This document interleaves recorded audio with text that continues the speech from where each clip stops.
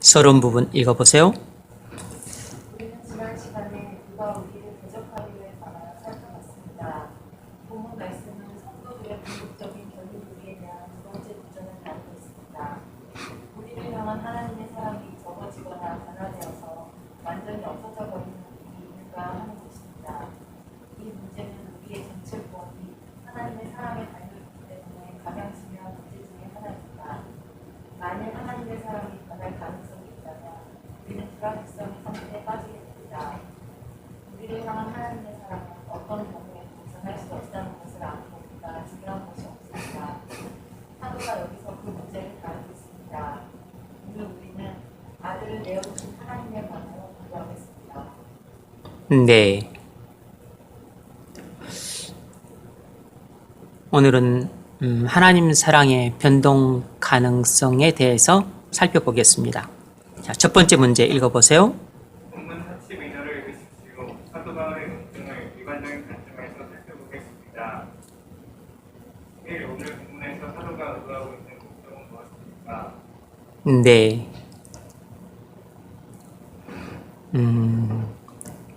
이 31절로 39절까지 본문은 28절로 30절 본문에 대한 연장선상에 있습니다.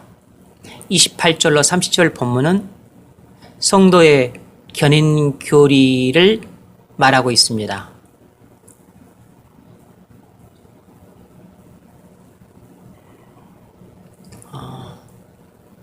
하나님이 한 번 사랑하신 사람은 그의 완전한 구원을 책임진다 라는 것이죠.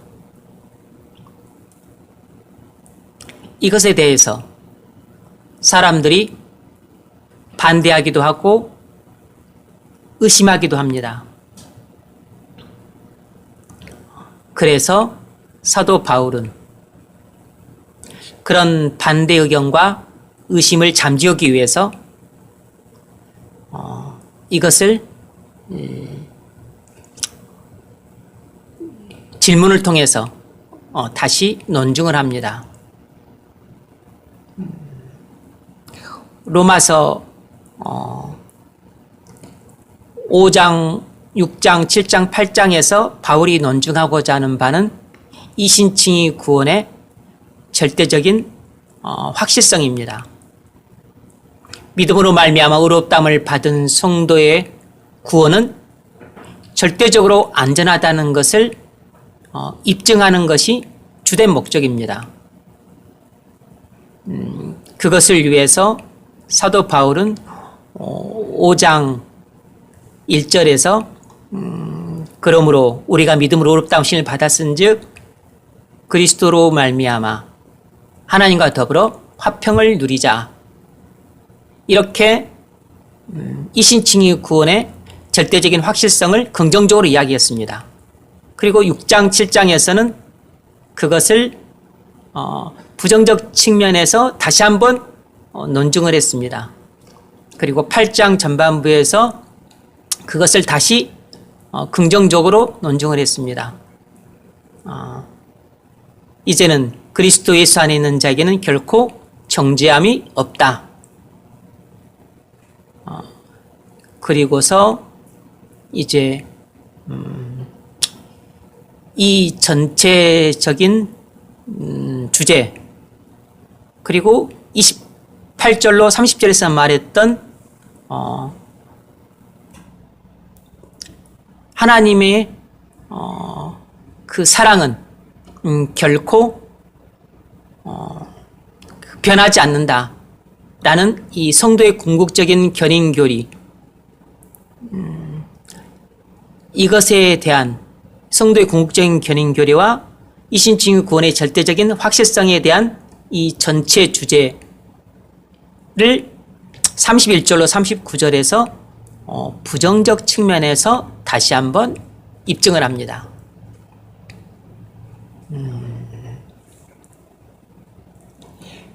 그래서 31절에서는 그런즉 이 일에 대하여 우리가 무슨 말하리요? 만일 하나님이 우리를 유하시면 누가 우리를 대적하리요? 이렇게 한번 논증을 했고 두 번째로 오늘 본문이죠. 자기 아들을 아끼지 아니하시고 내어주신 이가 우리 모든 사람을 위하여 내어주신 이가 어찌 그 아들과 함께 모든 것을 우리에게 은사로 주지 아니하시겠느냐. 이렇게 논증을 하고 있어요. 그러니까 성도의 궁극적인 견인 교리에 대한 논증일 뿐만 아니라 믿음으로 말미암아 의롭다 하심을 받은 성도는 절대적으로 안전하다라는 이 진리에 대한 논증이기도 해요. 믿음으로 의롭다 하심을 받은 성도의 구원은 절대적으로 안전하다. 이것이 로마서 두 번째 파트 5, 6, 7, 8장의 주제인데 이 주제는 28절로 30절에 말하는 성도의 궁극적인 견인 교리와도 맥락이 상통합니다.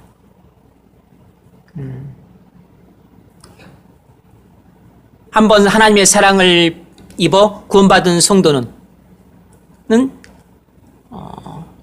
절대로 도중에 타락하는 법이 없다라는 것이니까 한번 하나님께서 영원전에 사랑하신 성도는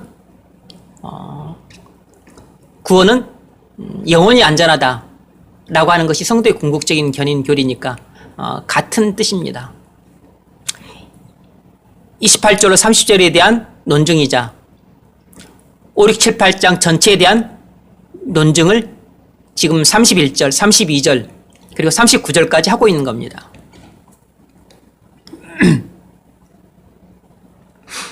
32절 오늘 본문에서 사도 바울이 의도하고 있는 목적이 뭔가? 그것은 우리에 대한 하나님의 사랑이 변화되는 일이 있을 수 없음을 논증하기 위한 것입니다. 우리에 대한 하나님의 사랑은 변화될 수 없다는 것을 논증하기 위한 것이에요.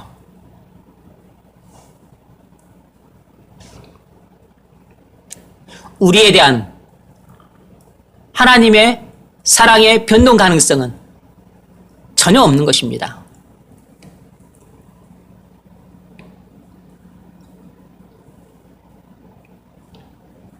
자기 아들을 아끼지 아니하시고 우리 모든 사람을 위하여 내어주시니가 어찌 그 아들과 함께 모든 것을 우리에게 은사로 주지 아니하시겠느냐. 자, 두 번째 질문 읽어보세요.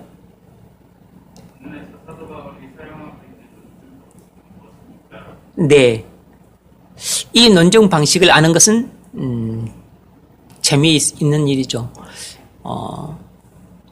사도 바울이 여기서 사용하고 있는 논증 방식은 주님도 종종 사용했던 방식인데 그것은 큰 전제로부터 작은 전제를 유추하는 논증 방식입니다. 큰 전제로부터 작은 전제를 유추해내는 논증 방식이에요.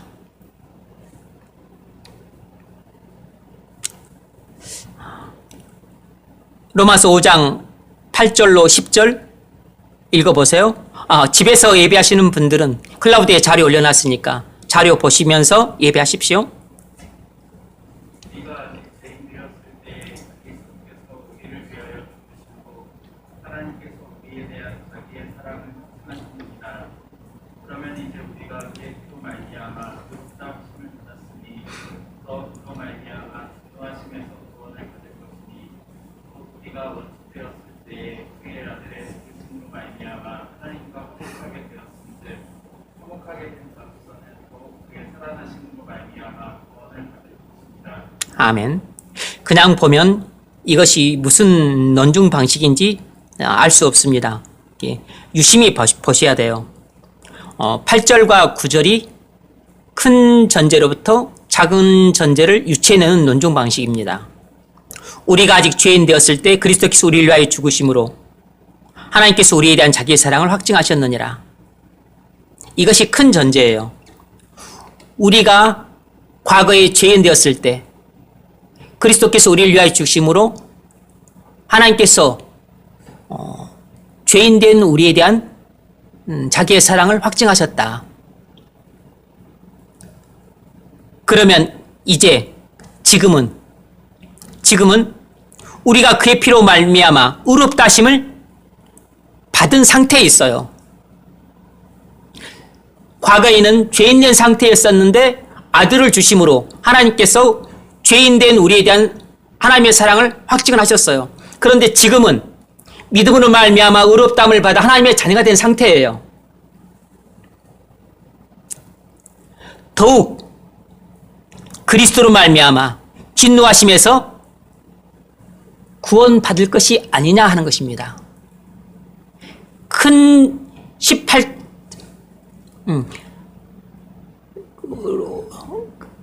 전제에서 작은 전제를 유추해내는 것입니다. 과거에 우리가 죄인이었을 때 하나님께서 우리에게 베풀어 주신 사랑이 인간이 받을 수 있는 최고의 큰 사랑이라는 것입니다. 왜냐하면 죄인 된 자에게 아들을 주실 정도의 하나님이 베푸신 사랑은 최대의 사랑이니까. 그런데 지금은 믿음으로 말미암아 의롭다함을 받아 하나님의 자녀가 된 상태에 있어요. 죄인이 아니에요. 그러면 지금은 그리스도로 말미암아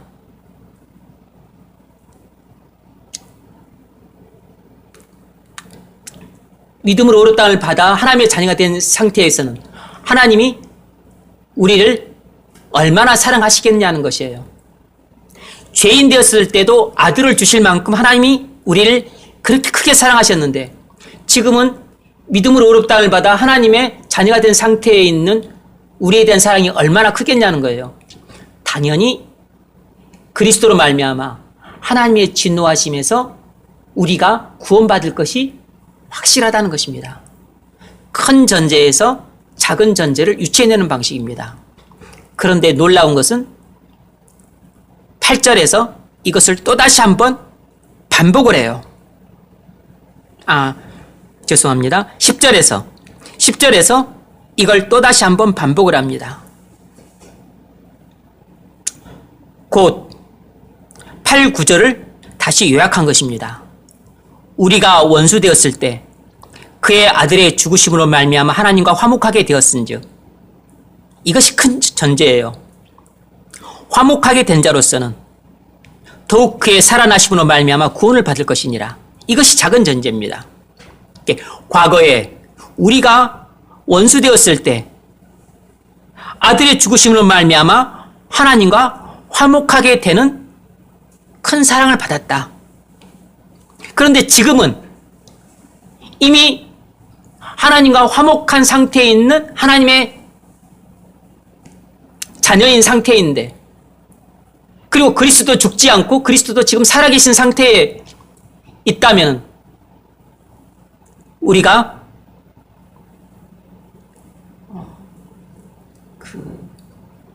구원받을 것이 얼마나 확실하겠느냐라는 것입니다.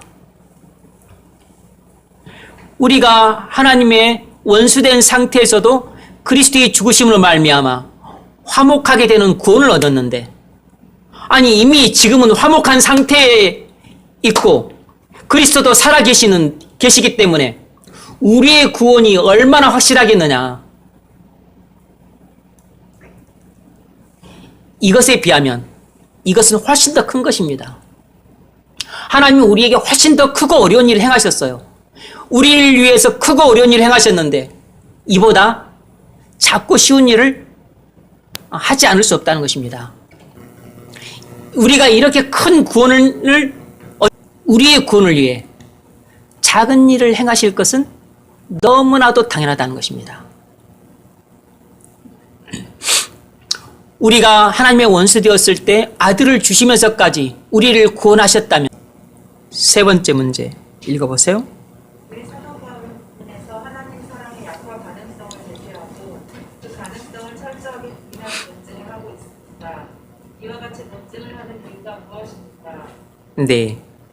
왜 바울은 하나님의 사랑의 변동 가능성을 제기하고서 그 변동 가능성을 철저하게 부인하는 논증을 하는가? 이유가 뭔가? 그것은 우리가 하나님의 사랑에 대한 의심에 빠지기 쉽기 때문입니다. 그것은 우리가 하나님의 사랑에 대한 의심에 빠지기 쉽기 때문에 그런 것이에요.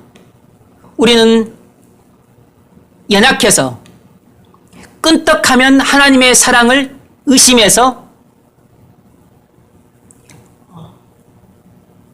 두려움에 사로잡히기 쉬워요. 이것이 죄성을 가진 우리의 연약함입니다.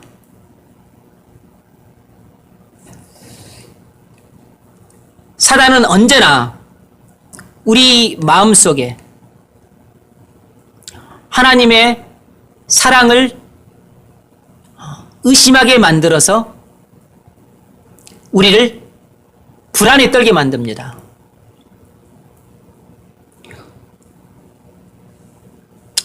이 일을 원수들 중에 특별히 사단이 자주 해요.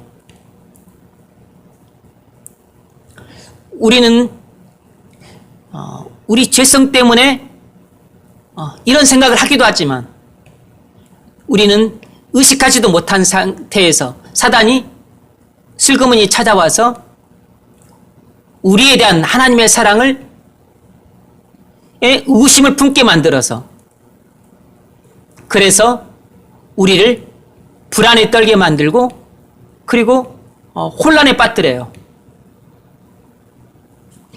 이것이 우리 실제 신앙생활에서 얼마나 중요한 문제인지 모릅니다.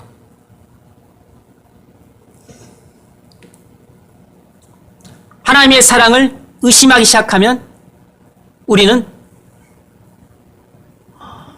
불안해지고 그리고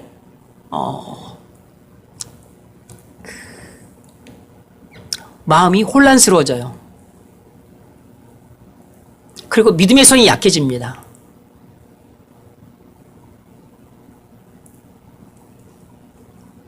그러면 성경도 잘 안 잡히고 그리고 기도도 자불안석이 되니까 집중이 안 돼요. 그래서 우리 믿음이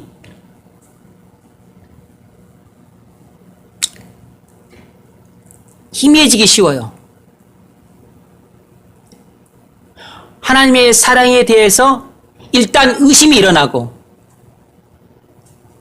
그리고 하나님의 사랑에 대해서 확신을 못하게 되면 일단 우리 믿음은 약화되고 우리 손도 약화되고 우리가 서 있는 터도 흔들리고 그래서 완전히 혼란에 빠집니다.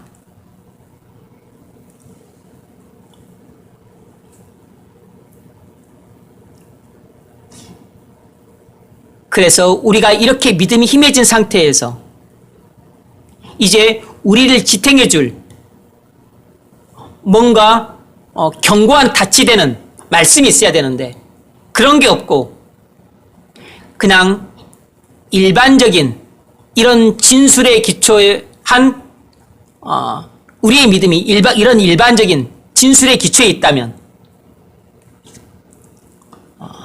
우리는 확신을 잃어버리고 이제 크게 파도에 요동치기 쉬워요. 원수들이 이렇게 흔들면 이렇게 흔들리고 저렇게 흔들면 저렇게 흔들리고 왔다 갔다 하게 돼요.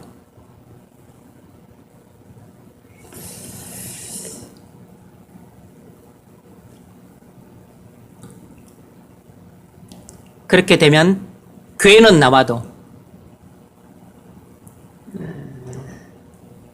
몸뚱 아래만 있고 마음은 하나님께 향하지 않아요. 그 말씀을 들어도 은혜를 거의 못 받습니다. 뭐 간간히 찔림도 받고 뭐 또 눈물도 흘리고 나름대로 기도도 하고 부르짖기도 하고 뭐 몸부림은 쳐보지만 그런데 근본적인 상태는 변화가 없어요. 하나님의 사랑에 대해서 의심하기 시작하면, 자신의 구원에 대해서 불안해지기 시작하면, 자신의 구원에 대해서 확신을 잃어버리게 되면, 자신이 서 있는 이 터가 완전히 흔들리게 돼요. 그래서 모든 것이 불안하게 돼요.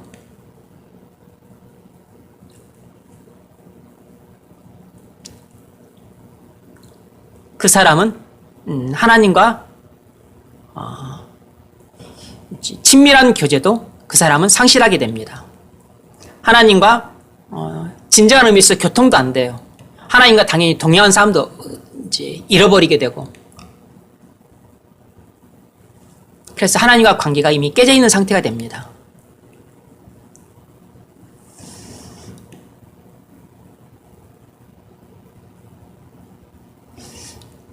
이것을 청산할 수 있는 방법은 자기가 이렇게 타락하게 된 원인을 깨닫고 하나님 앞에 통회 자복하는 참된 회개에 이를 때만 이 혼란의 구덩이에서 빠져나올 수 있어요.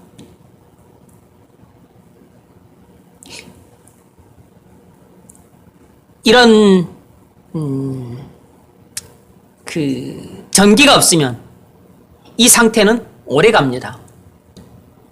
아주 오래 가요. 왜냐하면 자기 힘으로는 해결 못하기 때문에.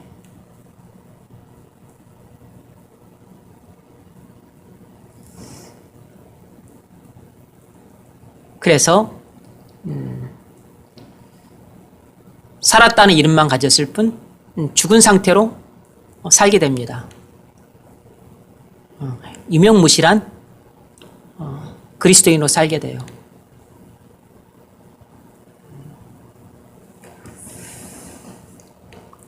그래서 우리가 나에 대한 하나님의 사랑을 확신하느냐 아니면 의심하느냐, 이 차이는 우리의 성령 충만함과 아니면 성령의 기갈됨, 이것을 결정하는 것이라고 보면 돼요. 나에 대한 하나님의 사랑을 충만하게 확신한 상태면 나는 성령 충만한 상태에 있는 것이에요. 그것이 의심이 되거나 아니면 대단히 희미하다면 나는 무척 공고한 상태에 있는 겁니다.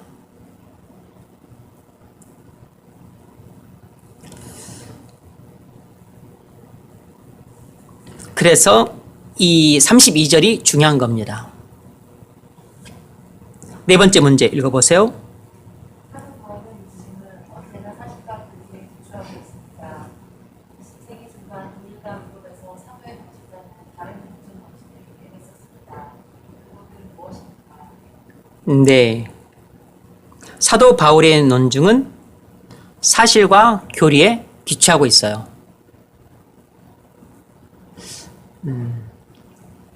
아주 단순하죠. 사도 바울의 논증은 사실과 교리에 기초를 하고 있습니다.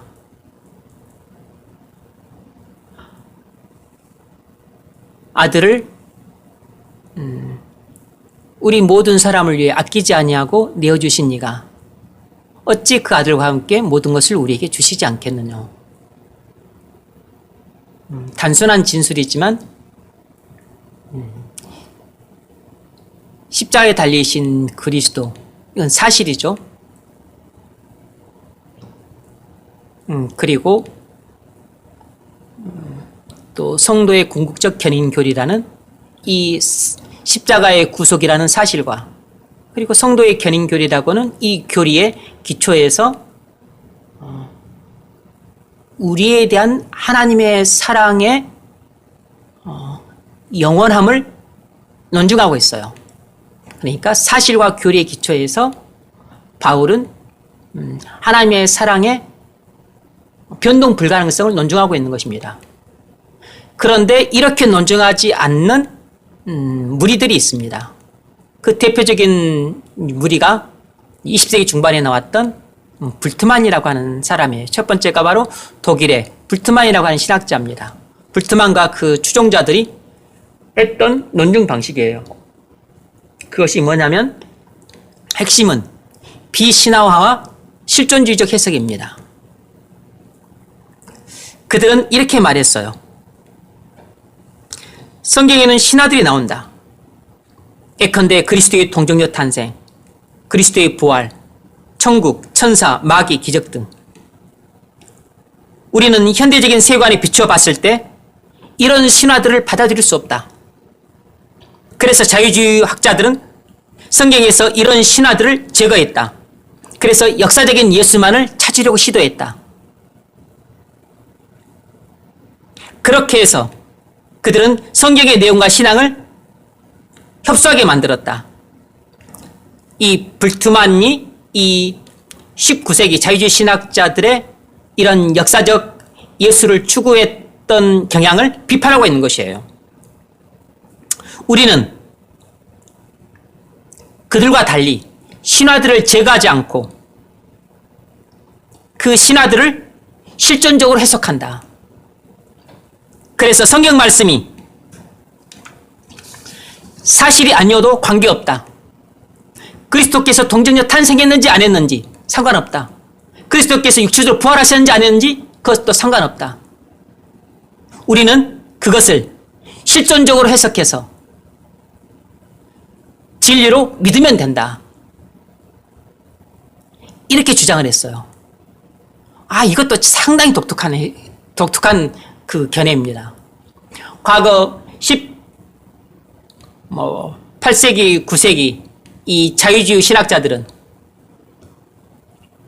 동정녀 탄생, 부활, 천국, 천사, 오병이어 기적, 무리를 걷는 기적, 병을 낫게 하는 것, 이런 것들은 다 허구다. 다 신화다. 현대인들이 누가 이런 걸 믿냐? 이것들은 다 성경에서 제거해야 된다. 이런 것도 있으니까 현대인들이 성경을 안 믿는 거다. 그래서 이것들을 다 신화로 규정하고 성경에서 신화는 빼버렸어요. 그래서 오직 역사적 사실로 간주할 수 있는 내용들만 성경에 진짜 성경으로 간주를 했어요. 그러고 보니까 그냥 역사적 사실로만 존재하는 예수님이 돼서만 남게 된 것입니다. 그래서 그들은 물론 자유신학자들도 여러 부류가 있으니까 다 이렇게 하나로 말을 할 수 없지만 어쨌든 역사적 예수를 탐구했는데 불트만은 이제 그것도 비판하고 있는 것입니다. 그래서 그들은 신화화를 시켰지만 불트만은 신화에 반대했어요. 성경에 있는 내용들을 신화화시켜서 신화로 규정을 해서 그걸 제거해버리면 성경의 내용이나 그 가르침들이 너무 협소해지고 빈약해진다는 것이에요. 잘못됐다는 겁니다. 그래서 그것이 사실이든 허구든 신화든 상관없다. 이것을 실존주의적 입장에서 해석해서 그것을 우리가 진리로 믿으면 된다. 그럼 그것이 훨씬 더 유익하다는 것입니다. 성경에 대한 해석 방법이고 논증 방법인 거죠. 어찌 보면 논증 방법이라보다는 해석 방법이라고 봐야 될 겁니다. 이것이 20세기 중반에 독일의 불트만이라고 하는 신학자가 주창했던 그런 신학이에요. 뭐가 잘못됐죠?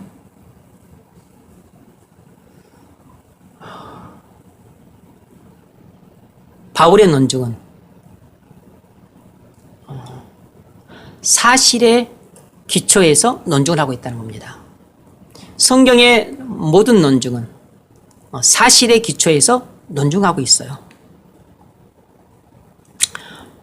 바울의 논증은 확고한 절대적인 사실에 기초해서 논증하고 있는데 여기는 논증을 사실에 기초하지 않고 있는 겁니다. 그래서 이런 해석, 이런 논증 방식은 사상 누각과 같은 거죠. 사실에 근거하지 않는 해석과 논증 방식은 모래에 집을 짓는 것 같은 것입니다. 언제 무너질지 모르는 것이에요.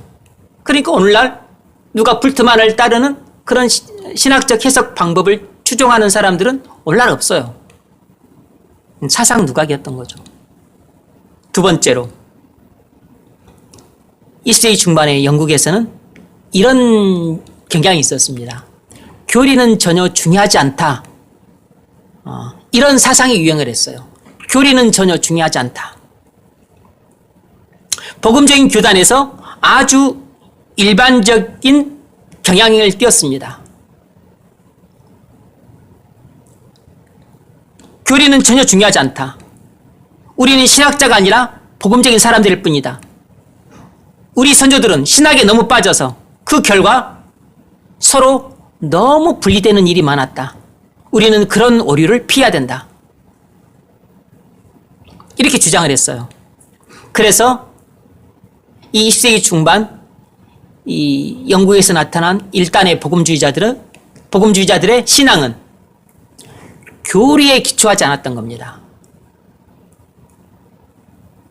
잘못됐죠. 사도 바울의 논증은 철저하게 교리에 기초했어요. 만일 여러분이 구원의 확신을 갖고 싶다면 반드시 기독교 교리를 꽉 붙잡아야 합니다. 32절의 논증은 사실과 교리에 기초하고 있어요.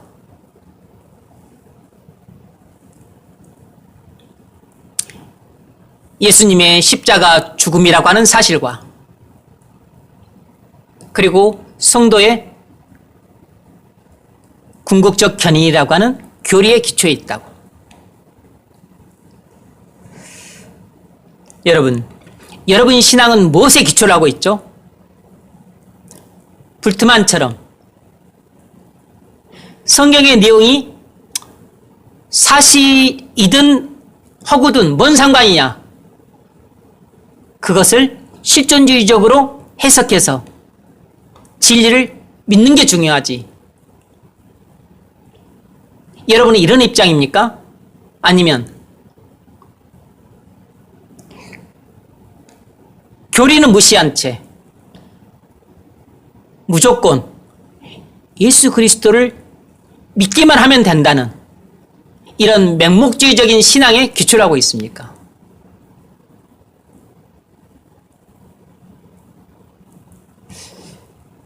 정통 기독교 신앙은 전부 사실과 교리에 기초하고 있습니다.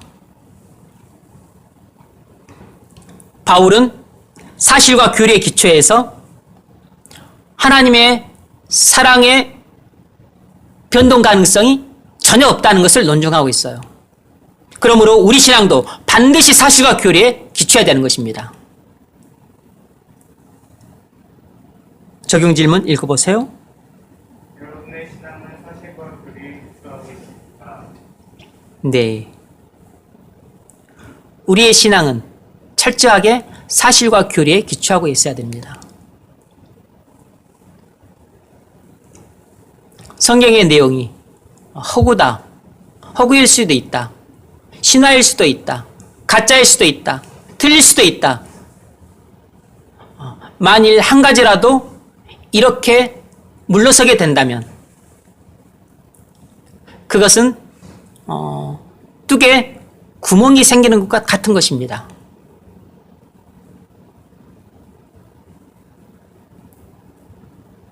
처음에는 문제가 안 되지만 나중에 시간이 흐르면 뚝이 무너지듯이 여러분의 신앙도 무너지게 돼 있어요. 자, 두 번째 문제 읽어보세요. 32절을 읽으십시오. 우리는 이제 논증 전체를 숙고하겠습니다. 주고 있습니다. 따라서 우리는 그 용어들을 각각 살펴보겠습니다. 본문 32절에서 이와 같은 일을 행하신 분은 누구십니까? 네. 32절 자기 아들을 아끼지 아니하시고 우리 모든 사람을 위하여 내어주신 이가 누구냐 하는 질문인 거죠. 아들을 십자가에서 우리를 위해 내어주신 분은 누구십니까? 하나님이시죠. 하나님이십니다. 십자가에서 하나님의 아들이 우리의 모든 죄를 지고 피 흘려 죽도록 하신 분은 바로 하나님이십니다. 하나님이 이 모든 일들을 계획해서 하게 하신 것이에요. 이사야서 53장 6절 이는 다 양같아서 그릇 행하여 이세계로 만거늘 여호와께서는 우리의 죄악을 그에게 부담시키십니다. 아멘. 자, 그 다음에 나와 있는 성경 구절이 사도행전 4장 26절인가요? 읽으세요. 세상의 고난들이 나누며 관리들이 함께 모여 주와 그의 그리스도를 대적하도다 하심이로소이다. 네. 26절은 시편 2편에 나와 있는 구절이죠. 인용을 하고 있습니다. 그러니까 다윗의 입을 통해서 그리스도의 십자가의 죽음을 미리 예언하고 있죠. 읽으세요. 과연 태국과 분리로 빌라도는 이방인과 이스라엘 백성과 합세하여 하나님께서 기름 부으신 거룩한 종의 틀을 거슬러 하나님의 뜻과 뜻대로 이루려고 예정하신 것을 행하려고 이스라엘 모였나이다. 아멘. 헤롯과 본디오 빌라도가 이방인과 이스라엘 백성과 합세해서 하나님께서 기름 부으신 거룩한 종 예수를 십자가에 못 박아 죽였다는 것입니다. 그런데 그 일이 어떻게 해서 이루어졌냐면 하나님께서 만세 전에 예정하신 대로 이루어진 것이라는 것이에요. 하나님의 예정하신 그것을 행하려고 하나님의 예정대로 이루어졌다는 것입니다.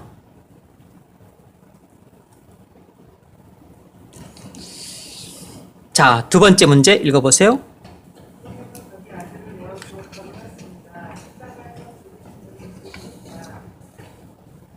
하나님의 아들입니다.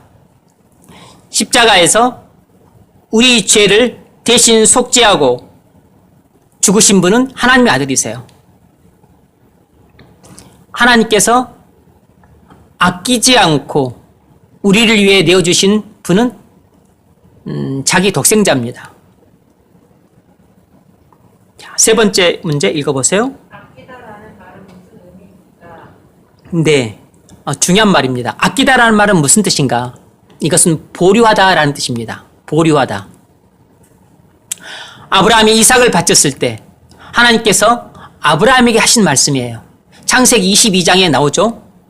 16절 읽어보세요. 여호와께서 이르시기를 내가 나를 가리켜 맹세하노니 내가 이같이 행하여 내 아들 내 독자도 아끼지 아니하였으니. 아멘. 내가 나를 가리켜 맹세하노니 내가 이같이 행하여 내 아들 내 독자도 아끼지 아니하였으니. 하나님께서 아브라함에게 이삭을 번제물로 바치라 명했을 때 아브라함이 주저하지 않고 아들 사랑하는 독자 이삭을 데리고 모리아산으로 3일길을 가서 정상에 올라가서 칼로 그를 죽여서 하나님께 번제로 물로 바치려고 하던 것을 하나님이 제지하셔서 막으셨어요. 하나님이 아브라함의 이 행위를 보시고서 하신 말씀입니다. 내가 내 아들 독자도 아끼지 아니하였다. 70인경의 번역은 보류하여 두지 아니하였다. 이렇게 되어 있어요. 보류하여 두지 아니하였은즉. 아브라함이 이삭을 바친 것은 하나님이 독생자를 십자가에 바친 사건을 예표하고 있는 모형이에요. 여러분, 우리는 사랑하는 사람을 아끼기 때문에 고생시키려고 하지 않고, 그리고 그를 희생시키려고 하지 않고 아주 고이고이 보호하려고 합니다. 그런데 아브라함은 자기 사랑하는 아들 독자를 아끼지 않고 하나님께 번제물로 바치려고 했어요. 이로써 우리가 알 수 있는 것은 아브라함은 자기가 사랑하는 아들 독자 이삭보다도 하나님을 무한히 더 사랑하고 있다는 것을 그가 확증한 것입니다.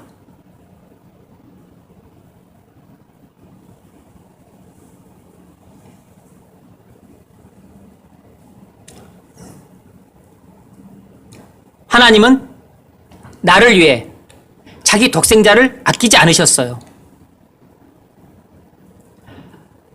하나님은 나의 죄사함을 위해서 자기가 사랑하는 독생자를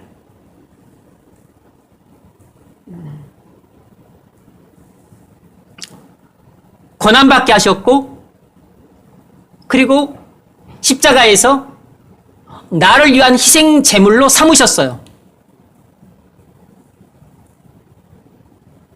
이로써 뭘 알 수 있냐면 하나님께서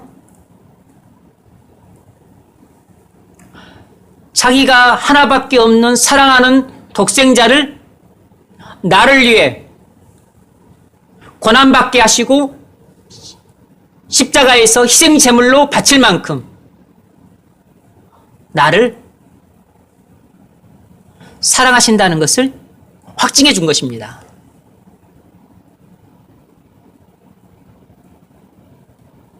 그러므로 우리는 십자가에 달리신 하나님의 아들을 보면서 나에 대한 하나님의 그 영원한 사랑을 확신할 수 있는 것이에요.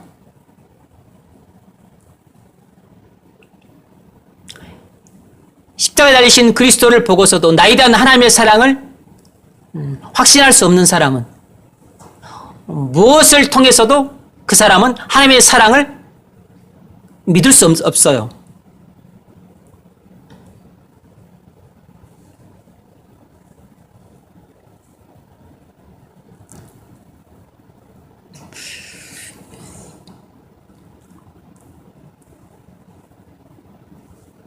그래서 아끼다는 말이 중요한 것입니다. 우리는 우리가 아끼는 소중한 것을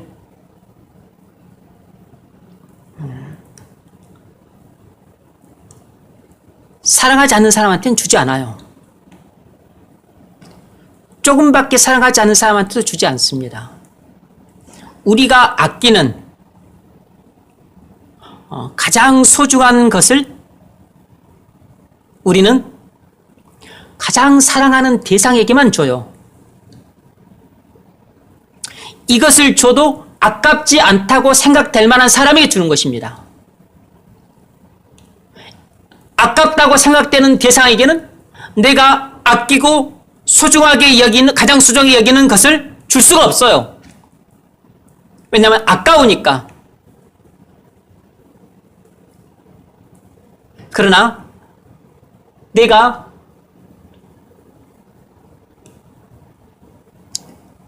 무한히 사랑하는 사람에게는 내가 아무리 아끼고 소중히 여기는 것이라 할지라도 그것을 아끼지 않고 내가 주는 것입니다. 이를 통해서 그 사람은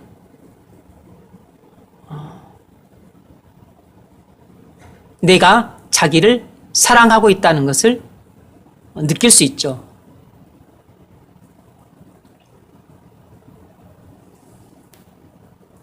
아브라함은 하나님을 위해서 100세가 되어 기적적으로 얻은 하나밖에 없는 사랑하는 아들 독자 이삭을 아끼지 않고 조금도 아끼지 않고 하나님께 번제물로 바쳤습니다. 그만큼 하나님을 사랑했다는 거예요. 하나님은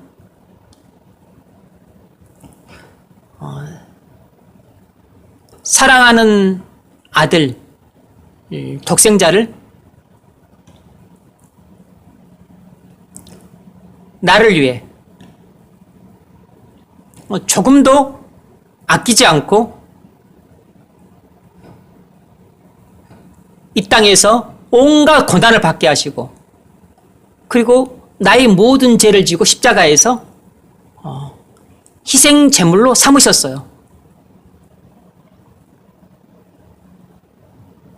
나에 대한 하나님의 그 사랑을 이 너무 무한하기 때문에 측량할 수 없을 정도로 큰 사랑을 보여주신 것입니다. 그래서 우리는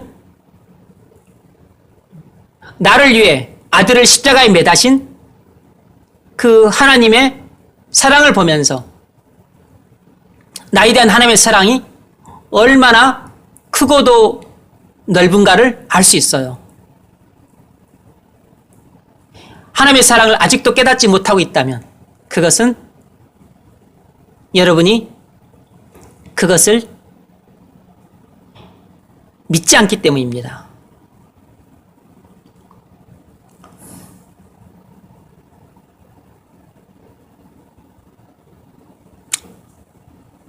이것이 우리 인생의 향방을 좌우해요. 이 사랑을 깨달은 사람과 깨닫지 못한 사람으로 모든 사람은 나누게 되는 겁니다. 그래서 이 사랑을 확신한 사람은 그리고 확신한 사람과 이 사랑을 불신하는 사람과 그리고 이 사랑을 의심하는 사람 이렇게 나뉘는 거죠.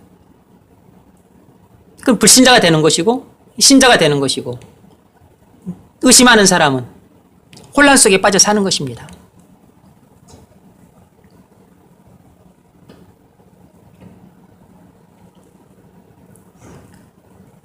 그래서 유명무실한 신자가 되지 않으려면 우리는 나에 대한 하나님의 사랑을 의심하고 의구심을 품는 것에서 반드시 벗어나서 확신으로 충만해야 돼요. 이것이 성도로서 살아갈 수 있는 유일한 방법입니다. 자, 네 번째 문제 읽어보세요. 본문에 의하면 하나님께서 자기 아들을 우리에게 내어주었습니다. 네.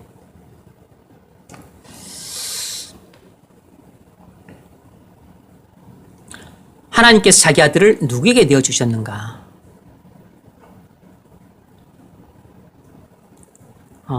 어둠의 권세에게 내어주었습니다.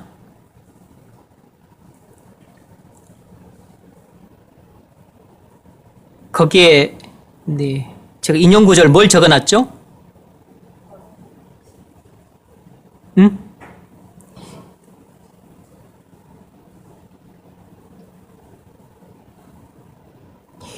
인용 구절만 적어놨어요? 아니면 본문 다 적어놨어요? 누가복음 적어놨습니까?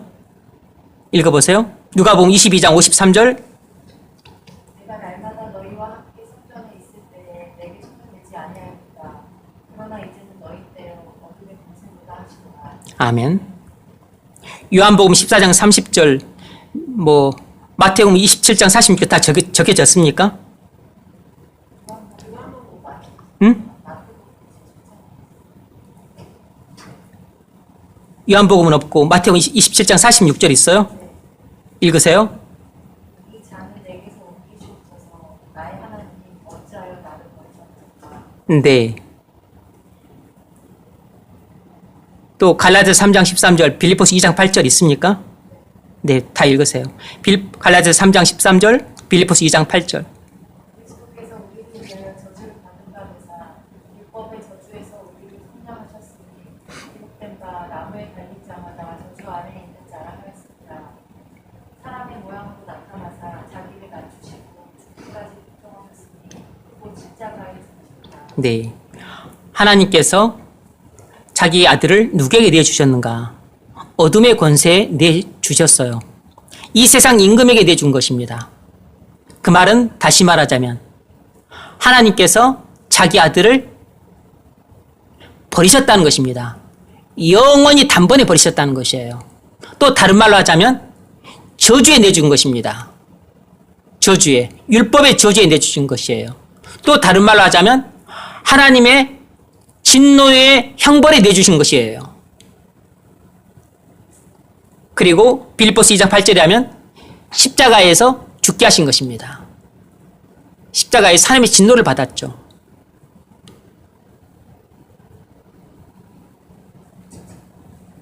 여러분,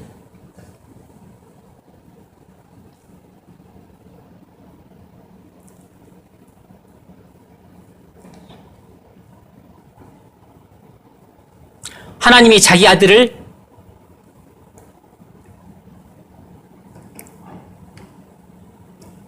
우리를 위해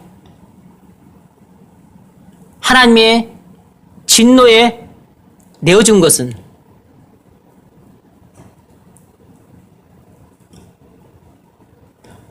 온 우주에서 가장 큰 일일에 해당합니다. 하나님이 우리를 위해 이처럼 큰 일을 행하셨어요. 사랑하는 자기 독생자를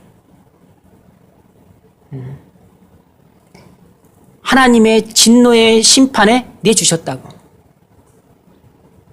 따라서 하나님이 우리를 위해 이것보다 훨씬 작은 일들을 아까워서 하지 않을 것이라는 것은 생각할 수 없는 일이에요. 우리가 원수 되었을 때 우리를 하나님과 화목하게 하기 위해서 율법의 저주 아래 아들을 내어주기까지 하신 분이 그렇게 해서 우리를 구원했는데, 그렇게 해서 구원하여 하나님 자녀 삼은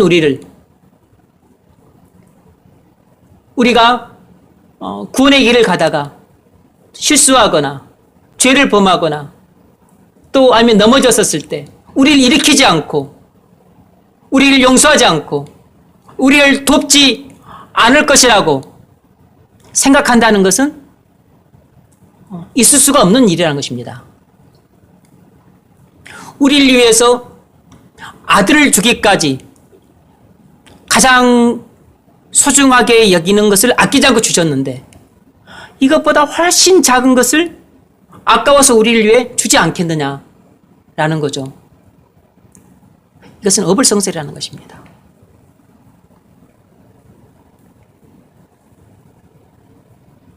하나님이 나를 위해서 아들을 십자가에 내주셨다면 나를 위해서 못하실 일이 없다는 것입니다.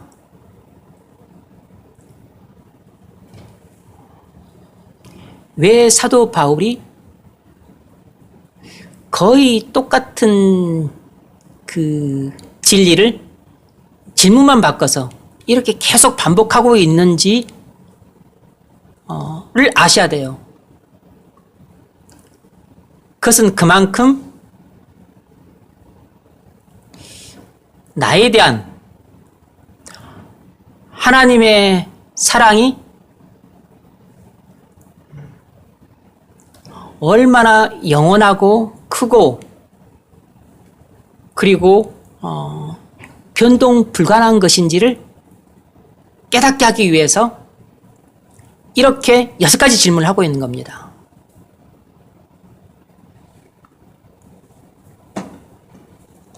자, 5번째 문제 읽어보세요. 우리 모든 사람을 위하여라는 구절을 살펴봅시다. 여기서 우리는 누구를 가리킬까? 네.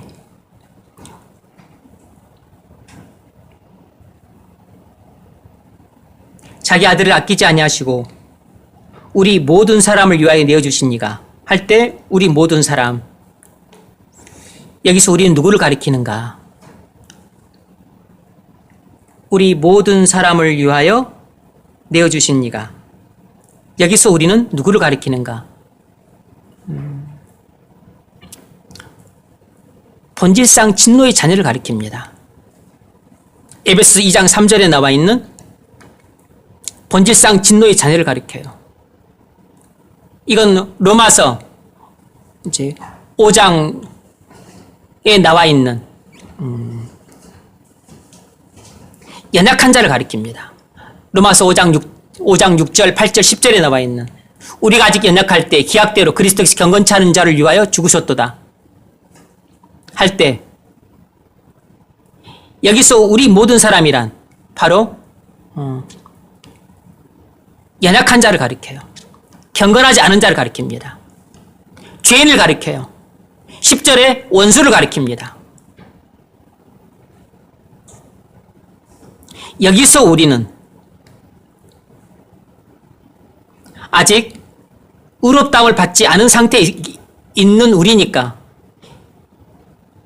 진노의 자녀 상태에 있는 우리죠. 연약한 상태에 있는 우리라고, 죄인인 우리고, 원수인 상태에 있는 우리라고, 경건치 않은 상태에 있는 우리입니다. 여기서 모든 사람이란 무엇을 가리키는가? 그것은 모든 인류를 가리키는 것이 아니고 하나님을 사랑하는 자, 곧 그의 뜻대로 부르심을 입은 자를 가리킵니다. 28절에 나와 있는 하나님의 뜻대로 부르심을 입은 자를 가리켜요. 예수님이 십자가에서 피 흘려 죽으신 것은 우리를 위해서였습니다. 하나님께서 우리 한 사람 한 사람을 위해서 예수님이 십자가에서 우리의 한 사람 한 사람의 죄를 다 지시고 십자가에서 피 흘려 죽으셨어요. 그래서 예수님의 그 피값으로 여러분 한 사람 한 사람을 다 사셨습니다. 아들의 피값으로 여러분 한 사람 한 사람을 다 샀는데 여러분이 연약하다고 해서 여러분을 구원했던 것을 도중에 포기하거나 여러분이 죄를 범했다고 해서 이놈은 안 되겠다 하고서 더 이상 구원을 인도하는 것을 그만두거나 말을 좀 안 듣는다 그래서 이놈은 안 되겠다고 해서 하나님이 더 이상 사랑하는 것을 마음을 바꿔서 미워하기 시작하고 다시 심판하기 시작하는 그런 일은 있을 수가 없는 것입니다. 왜냐하면 아들의 생명을 주고 나를 사셨기 때문이에요. 아들의 생명보다 더 소중한 것은 없습니다. 왜냐하면 아들의 생명은 곧 자신의 생명이기 때문이에요. 아들과 아버지는 하나이기 때문에 아들의 생명은 곧 자신의 생명입니다. 자기 목숨을 주고 나를 살리셨는데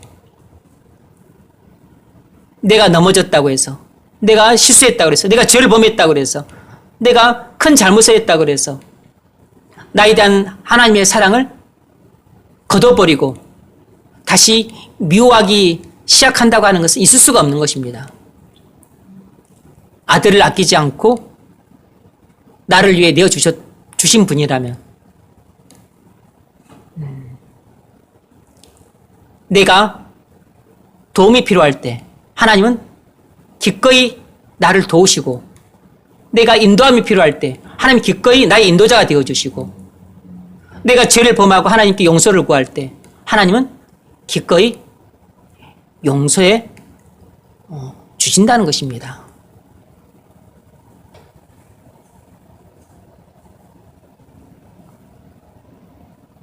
그래서 아들의 핏값을 주고 우리 한 사람 한 사람을 사셨기 때문에 어떤 경우라 할지라도 우리를 포기하지 않는 것입니다. 아들의 핏값을 헛되이 하지 않는 것이에요. 왜냐하면 아들의 핏값이 가장 고귀하기 때문입니다.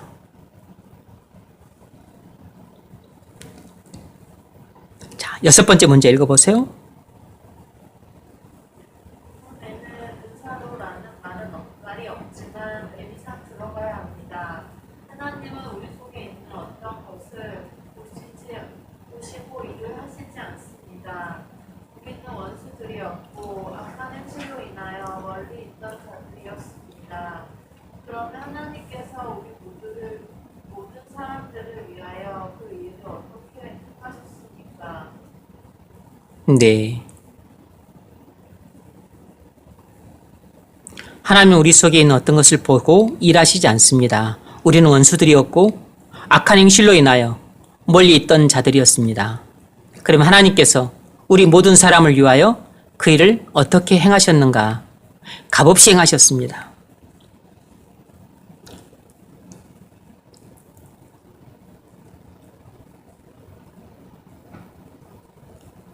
자기 아들을 아끼지 아니하시고 우리 모든 사람을 위하여 내어주신 이가 자기 아들을 아끼지 아니하시고 우리 모든 사람을 위하여 내어주실 때 하나님께서 어떻게 하셨는가? 값없이 하셨어요. 그 말은 은혜로 하셨다는 뜻입니다. 은혜로 하셨다고. 모든 것은 하나님의 은혜의 결과입니다.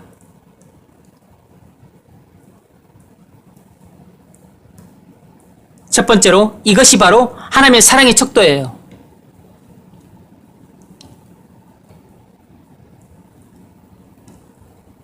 이것만이 측량할 수 없는 하나님의 사랑을 재는 척도입니다. 하나님께서 우리를 위해 아들을 아끼지 않고 내어주실 때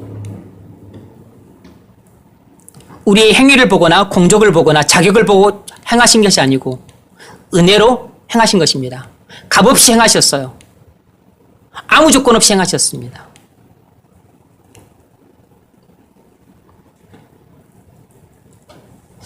하나님은 우리를 대신해서 자기 아들에게 진노의 형벌을 받게 할 정도로 우리를 사랑하셨습니다. 독생자를 아끼지 않을 정도로 우리를 사랑하셨어요. 과거 우리가 하나님의 원수되었을 때 하나님이 우리를 위해서 그리 하셨다면 지금 하나님이 하나님의 자녀된 우리를 위해서 더했으면 더했지 못하실 리가 없는 것입니다. 우리가 원수였었을 때 독생자를 주실 정도로 우리를 사랑하셨다면 지금은 자녀인데 자녀인 우리를 위해서 뭔들 못하겠습니까?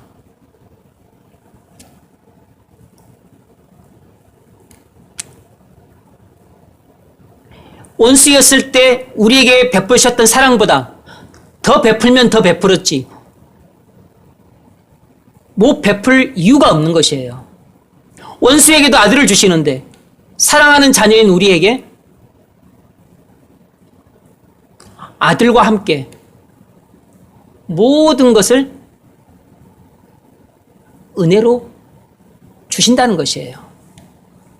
우리에게 이미 아들을 주셨다면 나머지는 전부 아들보다 작은 것이니까 작은 것을 아까워할 리가 없는 거죠. 아들도 아까워하지 않고 다 주셨는데 우리에게 성령으로 거듭나는 것을 아까워서 안 주시겠어요? 성령 충만함을 아까워서 안 주겠습니까? 병의 치유를 아까워서 안 주시겠어요? 우리의 기도를 아까워서 응답해 주지 않겠습니까? 가족 구원을 위해 사랑하는 사람들의 구원을 위해 눈물로 기도하는데 그걸 아까워서 응답해 주지 않겠어요? 하나님이 우리에게 아까워서 주지 않을 것은 아무것도 없는 것입니다. 왜 우리가 그걸 확신할 수 있냐면 가장 소중한 아들들도 아까워하지 않고 다 주셨기 때문입니다.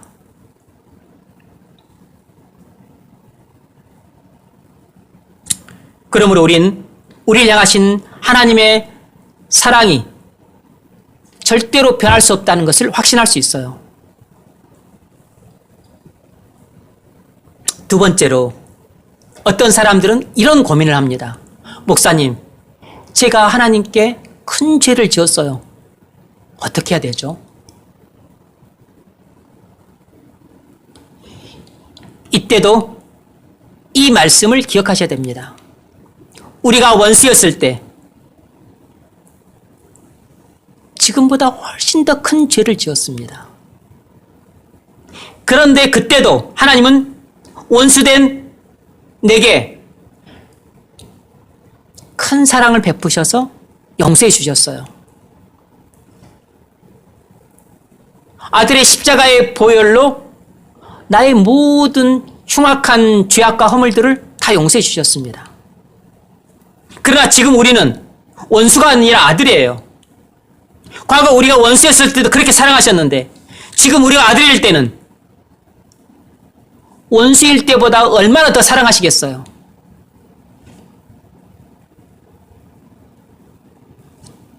원수였을 때 지었던 죄, 모든 죄도 다 깨끗하게 씻어주셨는데 아들일 때 우리가 지은 죄악과 허물들을 그것을 아들의 십자가의 보혈로 다 씻어주지 않겠습니까?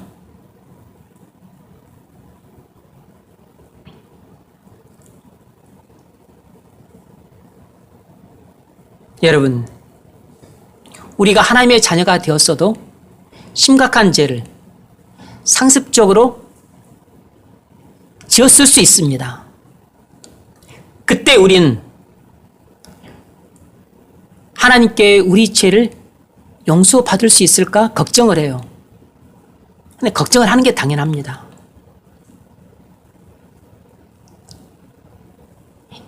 이런 상황에 처하게 되면 어떻게 해야 될까요?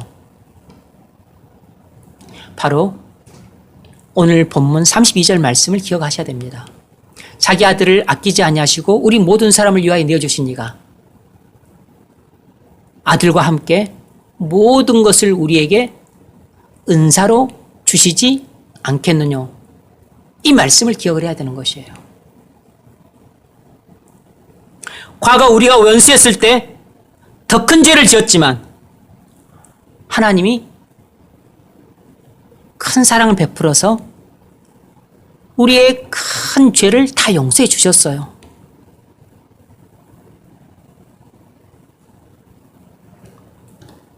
그러나 지금은 우리가 원수가 아니라 아들입니다. 과거 우리가 원수였을 때도 그렇게 사랑해서 우리의 모든 죄를 용서해 주셨다면 지금 우리가 아들이었을 때 아무리 심각한 죄를 상습적으로 범했다 할지라도 그 죄를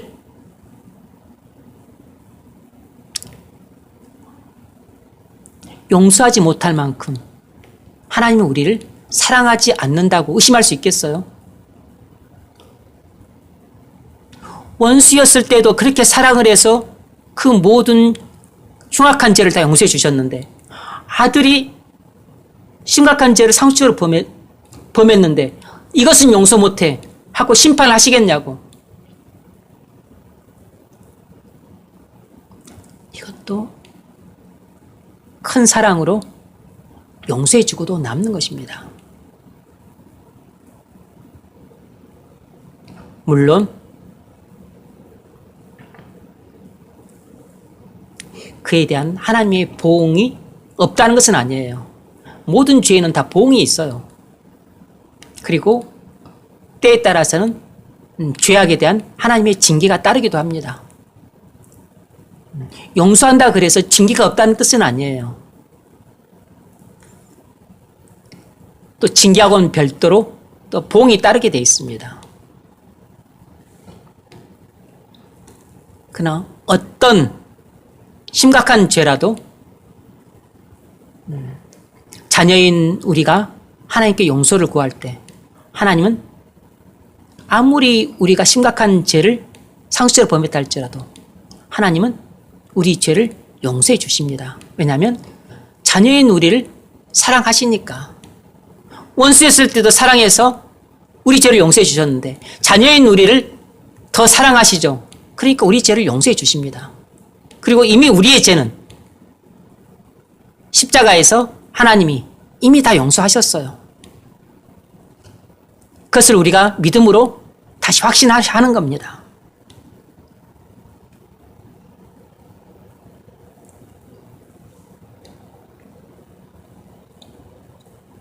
우리가 어떻게 논증을 하고 있죠? 사실과 교리의 기초에서 논증하고 있는 겁니다. 그러므로 우리가 교리에 대한 충분한 이해를 갖고 그리고 또 성경을 통해서 이 역사적 사실에 대해서 우리가 충분히 숙지를 하고 있어야 돼요. 그래야만 우리가 어떤 고민에 빠졌을 때 또 공경에 처했을 때 누가 이제 내 문제를 직접 해결해 주는 것이 아니기 때문에 이것을 어떻게 해야 되나 혼자 고민할 때 성령의 도움을 받아서 이렇게 스스로 자신에게 설교를 해야죠. 스스로 논증을 하면서 이것이 얽힌 실타래를 풀어가야 됩니다.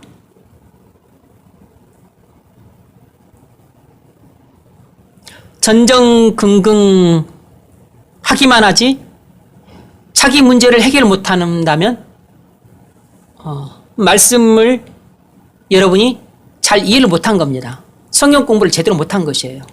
성경 공부를 하는 목적 중에 하나는 우리가 실제 신앙생활을 할 때 우리가 겪는 이런 문제들을 스스로 해결할 수 있는 능력을 갖추기 위해서인 거예요. 문제 해결 능력을 갖추기 위해서라고.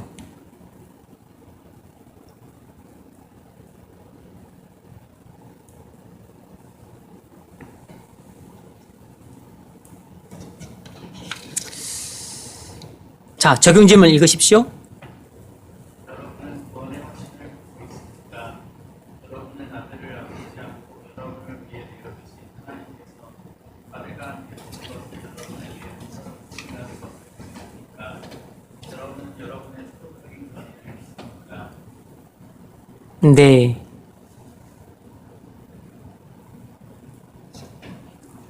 여러분 구원의 확신을 갖고 계십니까? 이건 아주 중요한 질문입니다. 여러분 아들을 아끼지 않고 여러분을 위해 내어주신 하나님께서 아들과 함께 모든 것을 여러분에게 은사로 주신다는 것을 믿으십니까?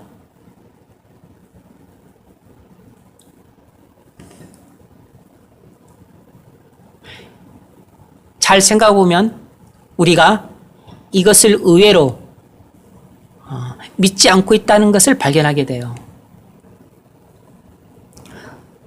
의외로 우리가 이 사실을 믿지 않고 있다고. 아, 기도해도 못 받는 것들이 많구나. 그래서 우리는 아예 받기를 포기하고 사는 경우가 허다하게 많아요. 우리는 이 로마서 8장 32절 말씀을 실제로는 많이 안 믿고 삽니다. 실제로는 거의 안 믿고 산다고.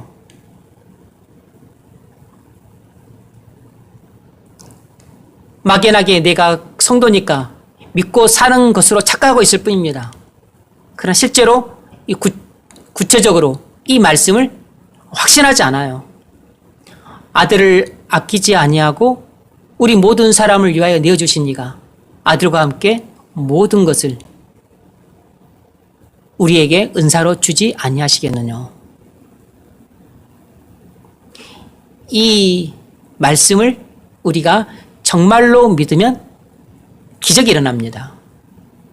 이것을 정말로 충만하게 확신하게 되면 우리는 산을 옮길 만한 엄청난 기적들을 자주 경험하게 돼요.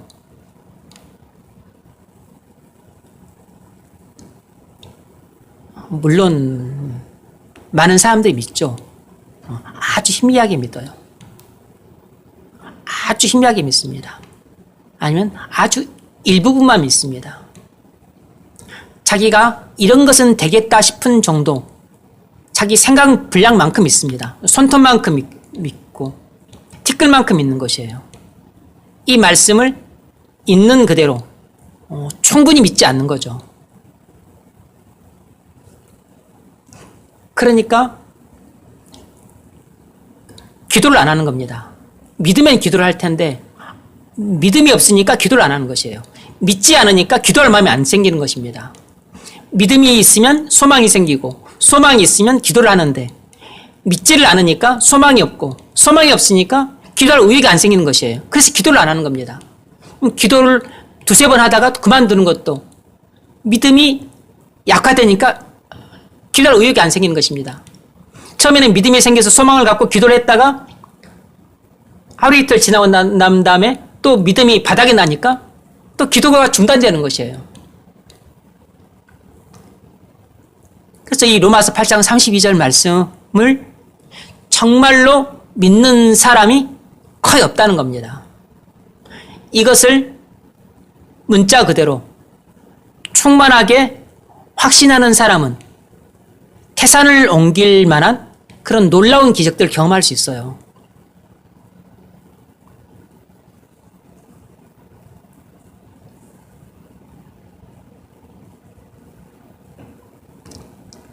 그래서 믿는 사람은 기도가 끊어지지 않는 것입니다.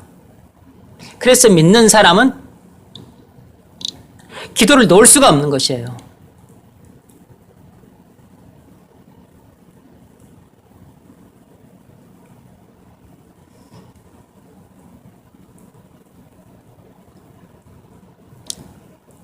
기도를 안 하는 사람은 믿음이 희미해졌다는 것이고 믿음이 바닥을 쳤다는 뜻입니다. 소망이 자취를 감췄다는 뜻이에요. 살았지만 죽은 사람인 겁니다. 있으나 마나 유명무실한 사람이에요. 그런 믿음으로는 아무 일도 못합니다. 집안일, 직장일은 해도 하나님 나라 일은 못해요.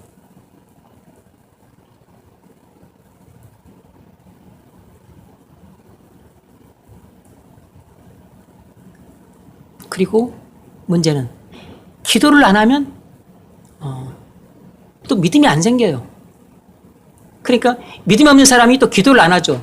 기도를 안 하니까 믿음이 없던 믿음도 더 없어지고 약했던 믿음은 더 약해지고 믿음이 바닥이 나요. 그런데 약했던 믿음도 기도를 하면 이게 믿음이 생깁니다. 강해져요. 없던 믿음은 생기고 약했던 믿음은 강해지고 희끄무레 했던 믿음은 점점 확신이 생깁니다.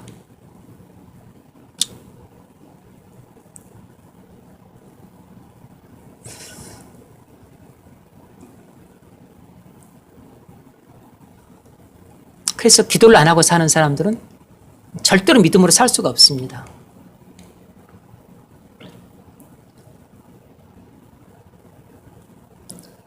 말씀을 묵상하지 않은 사람도 절대로 믿음으로 살 수가 없어요.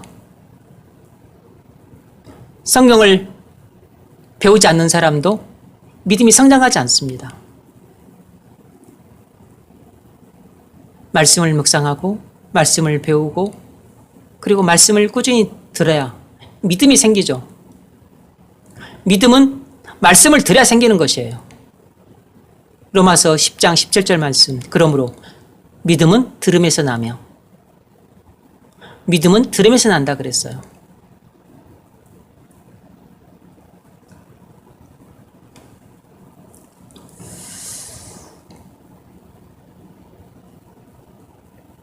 결론.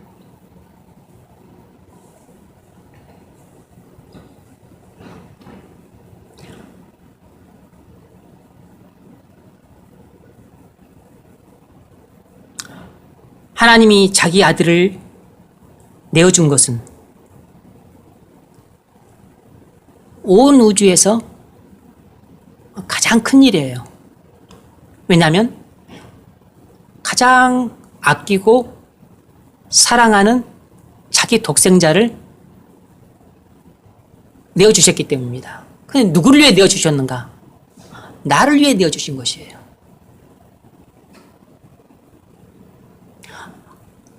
사랑하는 독생자도 아끼지 않고 나를 위해 아들의 생명을 내어주셨어요. 그래서 하나님이 나를 정말로 사랑한다는 것을 보여주셨습니다. 그러므로 아들도 아끼지 않고 나를 위해서 내어주셨다면 하나님이 나를 위해서 못하실 일은 이 세상에서 아무것도 없다는 것입니다. 아들과 함께 모든 것을 하나님은 은혜로 주실 수 있는 분이세요. 그러니까 그것을 믿으면 우린 즉시 기도를 하게 됩니다. 왜냐하면 모든 소망이 생기니까. 그래서 그 믿음이 소망을 지탱하게 되면 믿음이 소망을 지탱하게 되는 동안에는 우리는 기도할 의욕이 생겨서 기도를 하게 돼요. 의욕이 강하고 풍성하고 지속되는 사람은 그만큼 강하고 오랫동안 지속적으로 계속해서 기도를 하게 되는 겁니다. 그래서 전부 기도는 믿음에서 나오는 것이에요. 그렇게 지금이 기도할 때라고 말해도 속의 갱년기처럼 도통 듣지를 않죠. 이건 참 미안한 이야기긴 하지. 미안한 이야기가 될 수도 있지만 나중에 여러분 피눈물 흘릴 때가 올 겁니다. 그때 딱 다치면 이미 늦어요. 피눈물을 딱 흘릴 때가 딱 오면 그때는 이미 늦다고.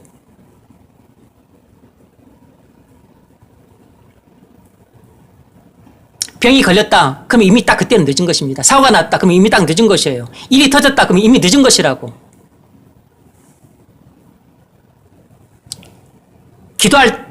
기도하는 것도 때가 있는 것입니다.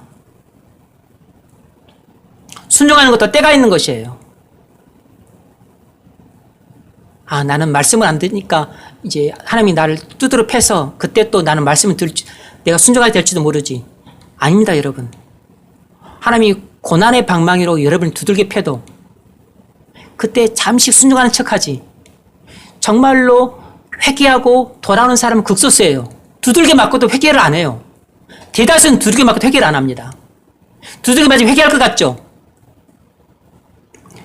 회개라도 하면 얼마나 그게 복된지 모릅니다. 근데 회개 안 해요, 여러분.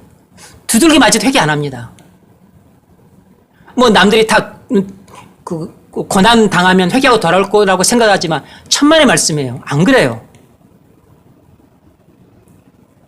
고난 당해서 회개하고 돌아온 사람은 그건 정말 복받은 사람입니다. 아주 극소수예요.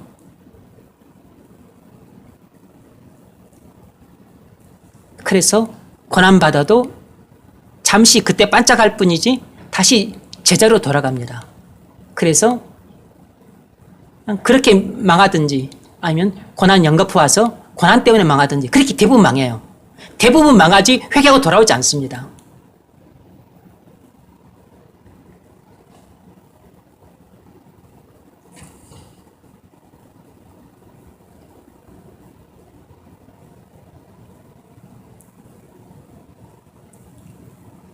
하나님이 아들을 보루에 두지 않고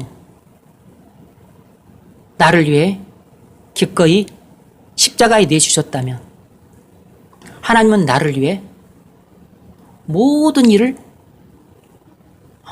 하실 수 있는 분이란 뜻입니다. 왜냐하면 하나님은 나를 아들을 아끼지 않고 내어줄 만큼 사랑하시기 때문이에요.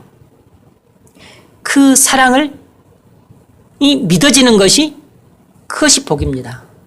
그 사랑이 믿어지면 우리의 심령에 성령의 불이 떨어져요. 우리의 심령이 즉시로 바뀝니다. 그래서 내 가슴에 하나님을 향한 사랑이 불타오르면 그걸로 우리 인생은 완전히 바뀌는 것이에요. 우리가 이렇게 냉랭한 삶을 사는 것은 하나님의 사랑을 그만큼 약하게 느끼고 있기 때문에 그렇습니다.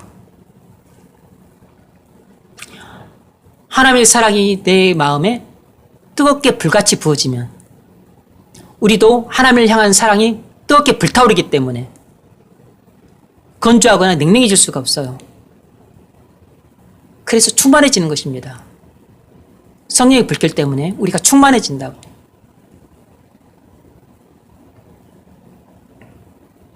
하나님은 나를 위해 독생자를 아끼지 않으셨습니다. 하나님은 나를 위해 사랑하는 독생자를 고난받게 하셨고 그리고 희생제물로 삼으셨어요. 이로써 나는 하나님이 진정으로 나를 사랑한다는 것을 확신할 수 있습니다.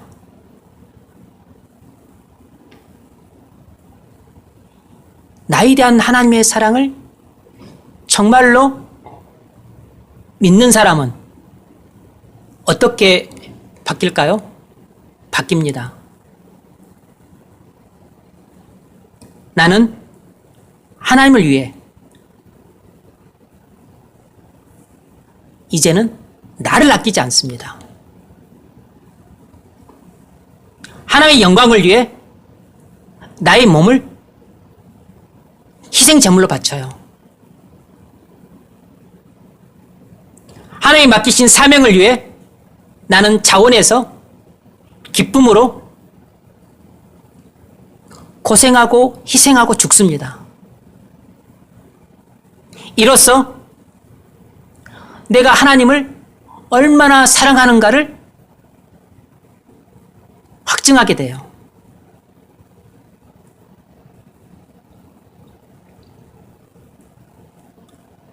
바로 그것이 로마서 12장 1절의 사도 바울의 권면이에요. 읽어보세요.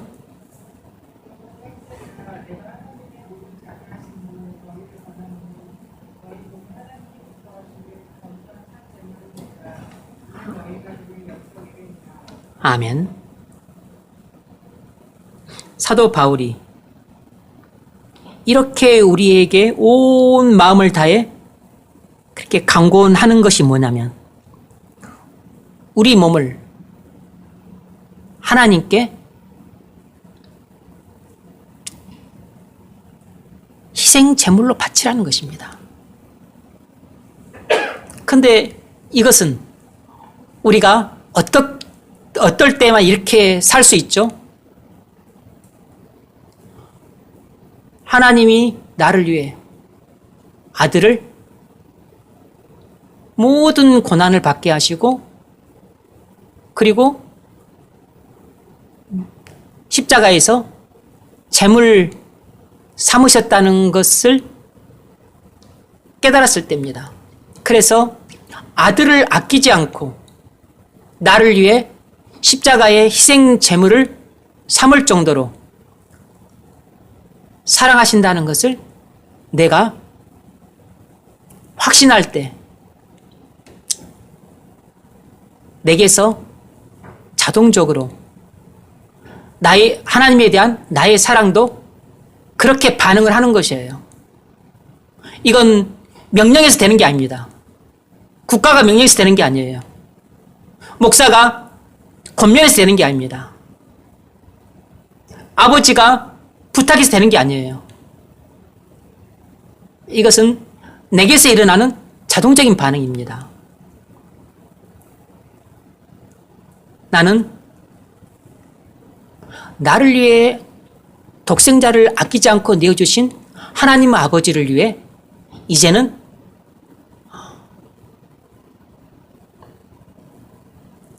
내가 나를 아끼지 않는 것이에요. 이제는 하나님의 영광을 위해서 내 몸을 제물로 바치고 싶은 심정이 생기는 겁니다.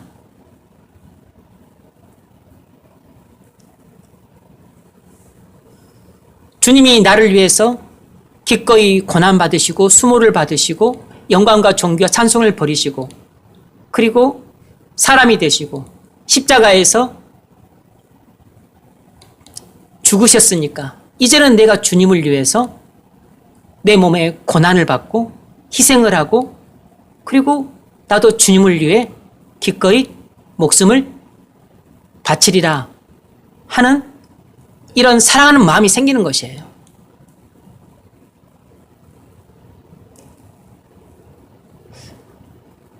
그래서 이 하나님의 사랑을 우리가 깨닫게 될 때 우리도 우리 몸을 하나님께 이 살아있는 채로 제물로 바치는 것입니다. 꼭 죽는 것을 말하는 게 아니고 살아있는 채로 하나님께 헌신하는 것이에요. 제물이라고 하는 것은 번제는 헌신을 말하는 것입니다. 헌신하는 것이에요.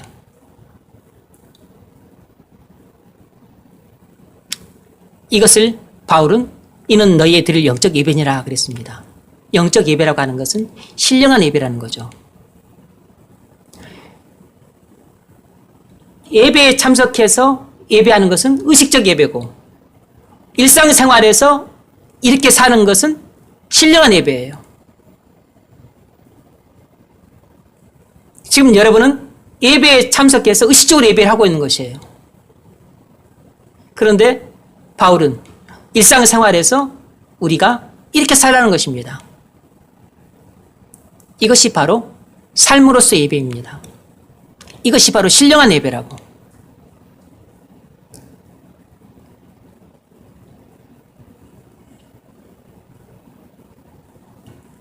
그래서 사람은 하나님의 사랑을 깨달은 사람과 하나님의 사랑을 깨닫지 못한 사람으로 나뉘는 겁니다.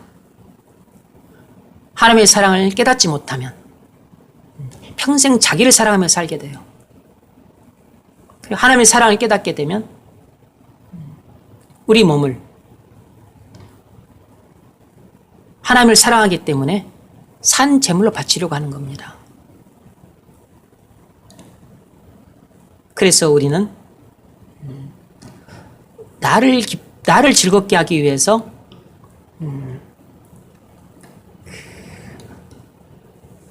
나를 즐겁게 하기 위해서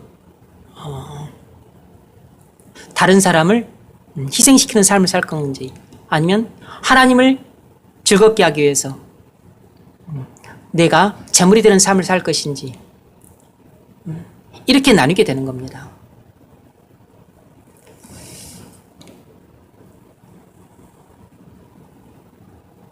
하나님의 사랑을 깨닫냐 깨닫지 못하냐에 따라서 우리의 삶의 모습이 달라지게 돼요.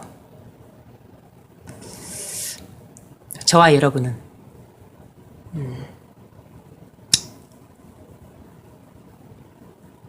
하나님이 악기들을 아끼지 않고 나를 위해 내어주셨다면 나를 위해서 그보다 작은 것들을 행하시지 않을 리 없다는 것을 확신해야 됩니다. 그래서 아들을 아끼지 않고 내어주신 하나님의 그 큰 사랑을 깨달을 뿐만 아니라 아들과 함께 내게 모든 것을 행하실 정도로 자녀인 나를 사랑하신다는 하나님의 변치 않는 사랑을 확신을 해야 돼요.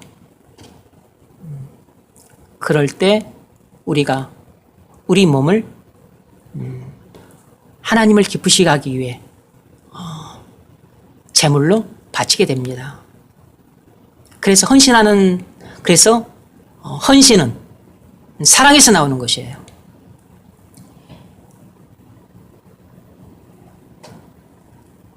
자식에 대한 부모 헌신은 자식에 대한 부모의 사랑에서 나오는 겁니다. 우리에 대한 하나님의 헌신도 우리에 대한 하나님의 사랑에서 나온 것이에요. 하나님께 대한 우리의 헌신도 하나님께 대한 우리의 사랑에서 나오는 것입니다. 아내에 대한 남편의 헌신도 아내를 사랑할 때만 남편이 헌신하는 것이에요. 남편을 아내가 사랑하지 않으면 아내는 남편에게 헌신하지 않아요. 남편도 아내를 사랑하지 않으면 남편은 아내에게 헌신하지 않습니다. 반드시 헌신은 사랑에서 나오는 겁니다. 내가 하나님을 사랑하니까 내 몸을 제물로 바치고 싶은 것이에요. 하나님은 나를 사랑하시기 때문에 자기 자신을 제물로 바친 겁니다. 아들을 제물로 바쳤잖아요. 그래서 우리는 사랑하는 사람을 위해서 자신을 바칩니다. 이것이 진리예요. 그래서 진정한 사랑을 모르는 사람은 항상 이기적으로 사랑합니다. 헌신을 안 해요, 헌신을. 그래서 헌신하지 않는 부부는 관계가 안 좋습니다. 그래서 깨지고 이혼을 하는 것이에요.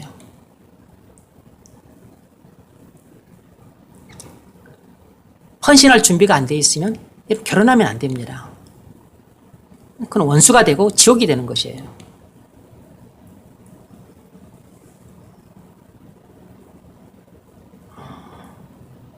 하나님은 우리에게 헌신하셨어요. 그 사랑을 받았다면 하나님은 우리에게 강요하지 않지만 우리의 마음이 녹아져서 그 사랑을 받은 사람은 반드시 하나님께 헌신하게 되어 있습니다. 자원해서, 자발적으로, 그것도 전심으로, 그것도 기쁘게, 그것도 힘을 다해서 헌신을 해요. 그래서 바울이 그걸 우리에게 권면하는 것입니다.